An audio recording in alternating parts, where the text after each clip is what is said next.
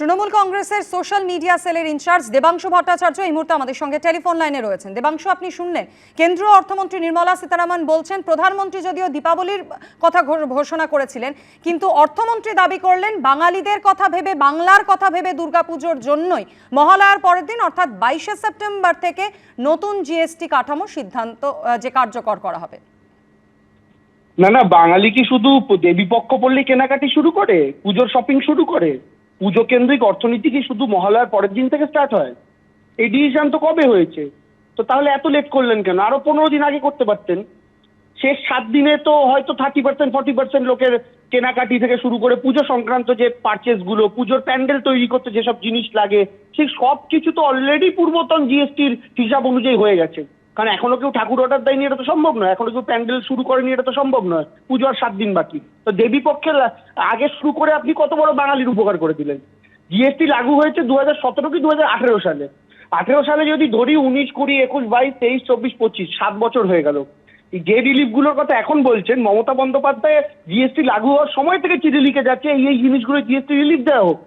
যেখানে হিরেতে জিএসটি কম, তার তুলনায় রোজকার বাঙালির ঘরে লাগে জিরেতে জিএসটি বেশি।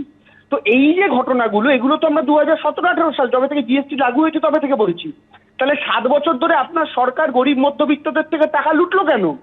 2024-এ একটা ধাক্কা খাওয়ার পর, 400-র গল্প 240-এ নেমে যাওয়ার পর মনে হলো আপনাদের যে এবার জিএসটি কমানোর দরকার, এবার মমতা ব্যানার্জির কথাটা শোনার দরকার, এবার মধ্যবিত্তদের মাথার উপর থেকে ট্যাক্সের বোঝা কম করার দরকার। তাই দিল্লির বিধানসভা নির্বাচনের আগে ট্যাক্সের বোঝা কম করলেন, আর এখন বিহার আর বাংলার বিধানসভা নির্বাচনের আগে জিএসটি কম করলেন। আপনাদের প্রত্যেকটা কাজ তো ইলেকশন স্পেসিফিক, মানুষের ভালো তো আপনারা চান না।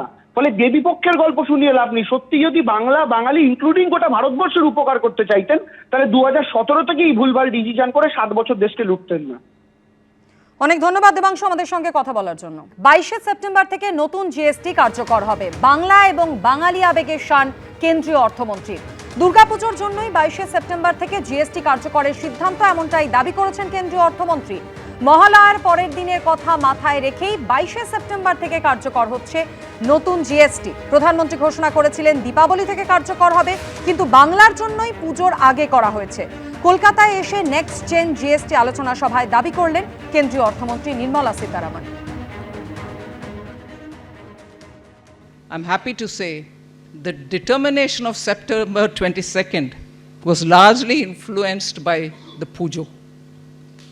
Because it is Puja, if Prime Minister Modi indicated Deepavali and if GST has gone through a major revamp, first day of Navaratri,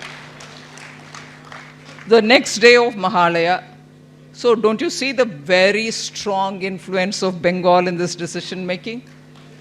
Absolutely, for you all.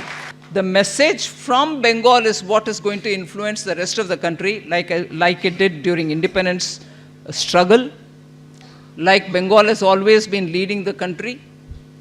Now I would want each one of you all to go out there, go to every shop that you want, do the purchases.